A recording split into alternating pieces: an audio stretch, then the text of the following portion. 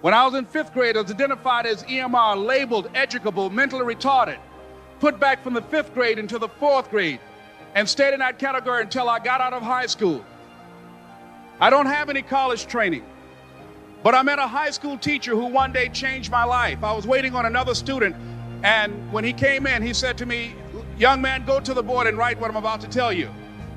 And I said, I can't do that, sir. And he said, "Why not?" I said, "I'm not one of your students." He said, "It doesn't matter. Follow my directions now." I said, "I can't do that, sir." He said, "Why not?" I said, "Because I'm educable, mentally retarded." And he came from behind his desk and he looked at me. He said, "Don't ever say that again. Someone's opinion of you does not have to become your reality."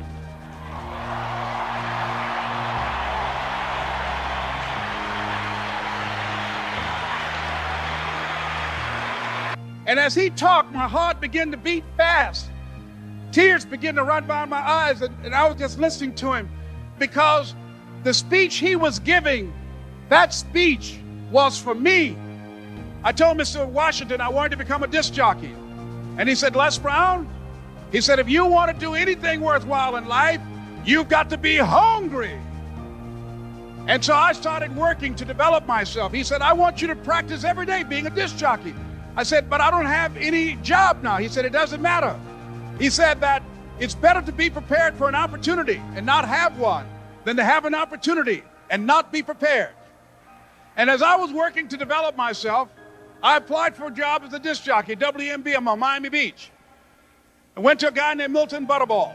I said, "How you doing, Mr. Butterball? I'd like to get a job as a disc jockey." He looked at me, he said, "You have any broadcast background?" I said, "No, sir, I don't." "You have any journalism background?" I said, "No, sir, I don't." He said, "We don't have any jobs available." I said, "Yes, sir." I went back to Mr. Washington and I told him. He said, "Don't take it personally." He said, "Most people are so negative, they will have to say no 7 times before they say yes." He said, "Go back again." So I went back again. I said, "How you doing, Mr. Butterball? My name is Les Brown." He said, "I know what your name is. What do you want?" I said, "I'd like to know whether or not you have any jobs as a disc jockey, sir." He said, "Didn't I just tell you yesterday we didn't have any jobs?" I said, "Yes, sir, but I know whether or not somebody got laid off or somebody was fired, sir." He said, "No one was laid off or fired. Now get on out of here." I came back the next day. "Hello, Mr. Butterball, how are you?"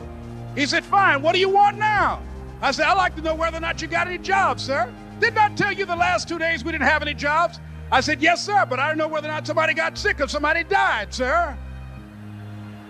He said, "No one got sick or died. Now don't come back here," and threw me out again. I came back the next day like I was seeing him for the first time. I said, "Hello, Mr. Butterball, how are you?" He looked at me with rage. He said, "Go get me some coffee." I said, "Yes, sir."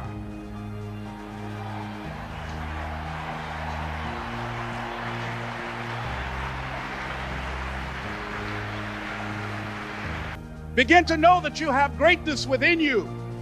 And if just one of you here begin to envision yourselves as being blessed and highly favored to reach your goals, if just one of you capture the essence of what that means, that you have greatness within you and a responsibility to manifest that greatness, that you can make your parents proud, you can make your school proud, you can touch millions of people's lives, and the world will never be the same again because you came this way.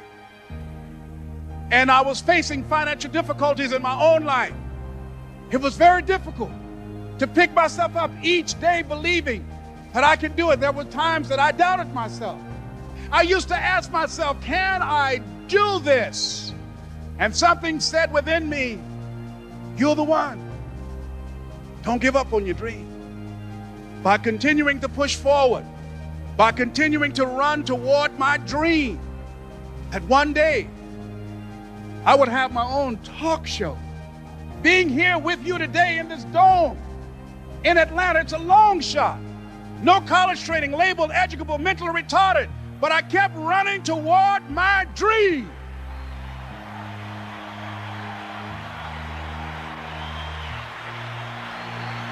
Don't stop.